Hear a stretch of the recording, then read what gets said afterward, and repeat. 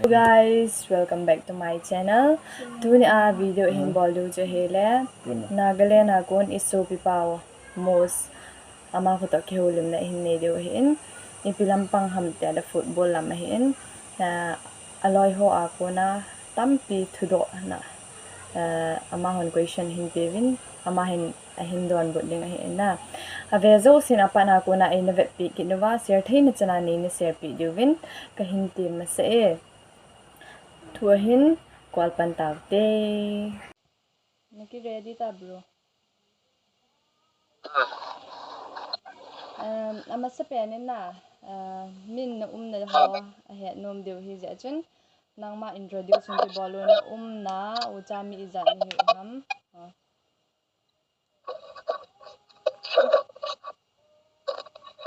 Coming good na bro.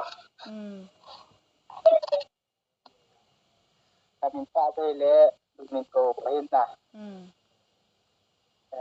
Kani niem the le mo si hin ni upa ka hin utami tum ka hin tuin kami sa ba on dam lai. Tuan na chu nagaland hoy lai tai. Mo se le nagaland ibang yan na. Ay Turasampura ay kakitsip. Hele question juga pan payeng tate na bro. Akhat na achun go how kip bro kahin kinep pi uvi hong machal lin lang hong lo sing te yo ati he nang don but na naga pi zina Ibao me na yang hong lo sing but te aban chun sim cookie bro ipidinga hebanga hi sai hat nahi ham ipi na ne a hebanga hi sai hat aban question chi pi kitne hite na abana chu go sing son na na club sanga chu adang zo na dei lo ham ati he ko ka se ta tua he yele la he academy a zo hin na igel do la ban to academy ko na wang he hoi pe na ka hen academy dang wa zo ka ti pu ne ke ya ding na abana chu group icon bro na fans ka hi e ti he ki pao me chong ahije na football pe na the pi hi hoila na kila ham hun ti he ma he ki pathi ni rồi pi hin tin na cái jo hong ki team cho hong team kai pon pathi ni nei pi hin ki ma hong ki ham ball in na kin ka het be na to dang lam be ting ka ngai tu ga to ki chan ge ka pha thi he ki pa me tu in aban chi ki nutin question don but thelo wal hoy ki sei te ponte na question ang tambe se in na bro ye dinga kho dom ho na lam boy football pe hi nanu na pan support na ball hinam ball ha ne support pa me aban chun go gin in sunga mi naw pa na hi ham ati he ka he lo pi mi na pa mi u pa lo ki he mi u pa zo he ma si dong ma na nei hitam ati he ma awan cha gane poina single ka he single he misan football na pe na ep na phat chom pm football pe wang so phat chum pi the zo tamin na phat chum pi the lo dinga wang so ase je bi he kit ne ngin na football pe he le tam the na zong he ima jingong na kan tu na langao a he football pe ang so lan ti ang so atamin na het ba tun ke so ase je kalwal so ke hedi aban chun yo hau kip bro subroto kaba nang ki chep ve a ki hunga itida na ne ki chep lo ham ati he so men zo ei dong win na e cho kap cho kapi ku no tun medical check o min na e cha cho hatu ri a kape le hatu cho 20 ne din ki a cho 29 na sin ji a chen na anaba kha ta ki te lo we ti ba me ki chep ve a na hong ne te lo an chen abanin chi kinutin hoi team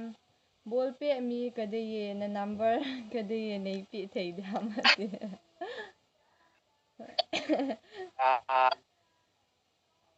kan sei tiếng tha number cho boy lo saying o ama hon na kisi do do na 7085 373 804 ka number he cha adai de yang tu achen na kisi do thei hite ama na chu ting boy ucha mi izat na hi uham te he u cha he mi thum khai we aniao pen no me hin pasal mi ne kai hana abanin thang boy bro itidana goal chance na mi ji ham ati ke jong siwan so ke he thim pun na puspan jong si kalung niao ham ka ti on update ke kalung aniao de je hen kong ka da mo a chi goal chance ka se ja aban chun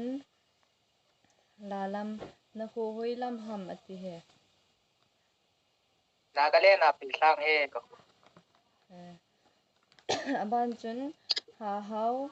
football na pe hi na lungyal da na ki pe do inte na tm siwan so he le pathin thil kon jong hin tin na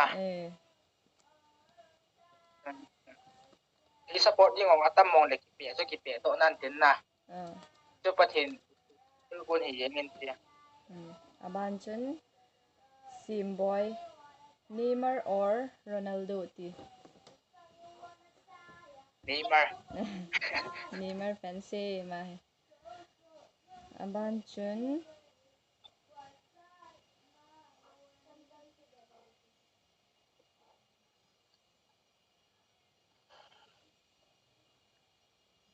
hoi doma na nei hitam anei lo le iti le anei gut ham ti he do ma wang cha khani pun na e ding pha cho pathin ni pi pha le na kani ti aban question chi kini tin na ngai boy ken football pe mi kade ke jong single ka hi pe a he ti a hung nu ye mawang cha answer pi the yong hi na aban chun kim no to boy na zidinga I tabang no me na de yam ati he bro zidinga no me ka de chu pathin he ding na insung sin tup the ho na no me ka de no me ki tup no me pa ka de abanin boy niaw na club o chu za dang ho a ham ati he za dang ho a he poe na ei mi ho a aban chikinutin si pu bro bol pe hi ep ki bole aki hat in aki thim thei dem ati he chuan chu ia ko na hong e tan tin na ai ma har wa ngai chuan chu ai ma ya ki bol na chu ai yong ki thim pe che tam he na ba na chu abanin chikinutin achin na zidinga hi za dang no me de yam ati he bro Dadang no may bang sa kade po ya.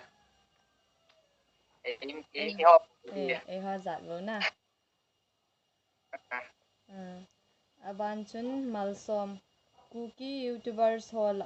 koi nangai sang penem ati he. Cookie YouTubers hol. Ya bang so aton si dan long ke he na. Abon sa ki ngai sang ji na. Sian tum di da long ni di he bon sa ka ngai sa ka hi. Aban chun Big Boss taken or not taken ati. Taken ke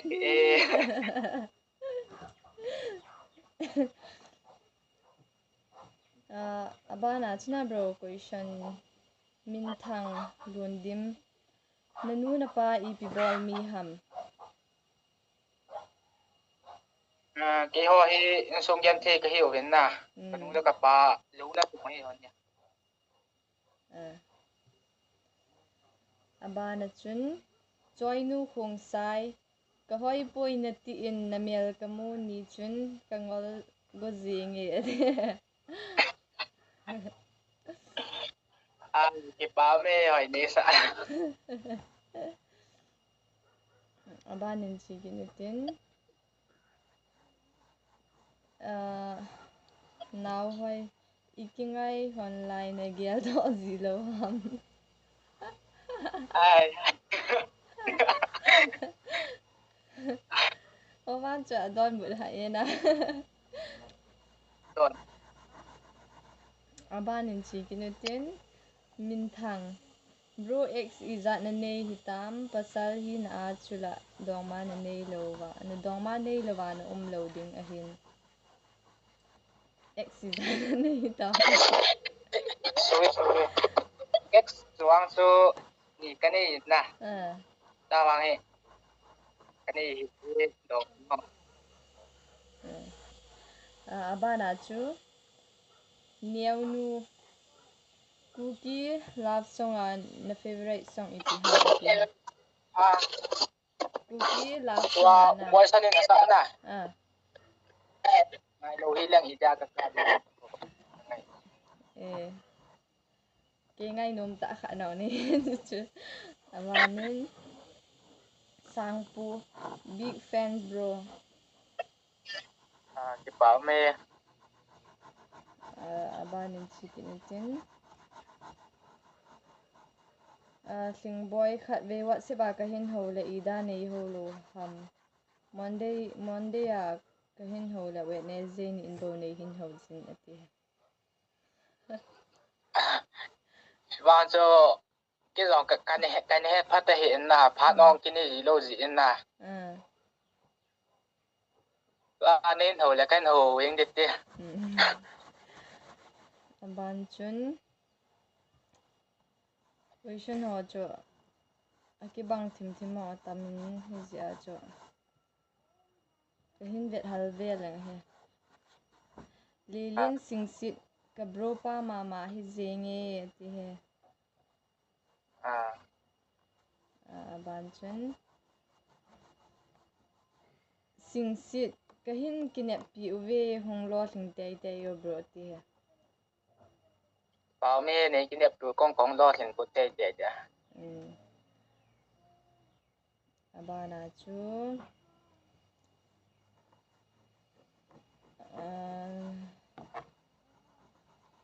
ta chapa lun na dong manu min het no ma ome ti chi question cha tam đâu mà cái gì quên ta dong ma nei e abanin chi kinutin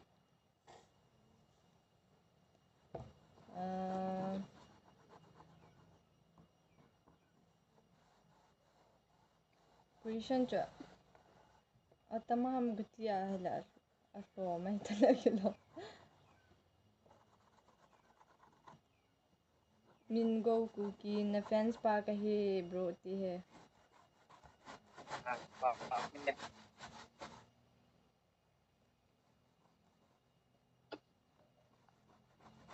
lal boy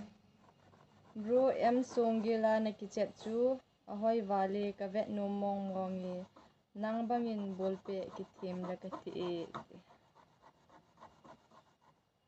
pa me ka chip na vet nom na ho chen chu hi zeng na bro to a chu ken ka ga do nom chu hoi lai lai mu na na ki chep ji ham ho chu e hin se pi bo ka ki chip na hele chu san pur he yengin na in pa lang ho chun subo to ka mo cho ka pi cho he yin na ta pura he tua he em sung ge la ka ki chip pe no na to men ka pe em sung ge la ka ki chai leo practice ka del ki no hin na yo cho he yeng ni hele hi lampang langa hi na lunglut na lama he na I chana pan na la em chang chu ne hin se pi bo azi chu athem no mong atamin na ama ngonong ani ki vet do the dio lang pa wa hele chiang zo lo le ding te ke hi ye chun na inule in ko te I khumi te no I kine pi ho ye chun yong ka zo chana ha pa na ka pan hin na practice song ko caption na he ka ga again le ni ve ka long hi in te practice song na e pong caption na khawal hi na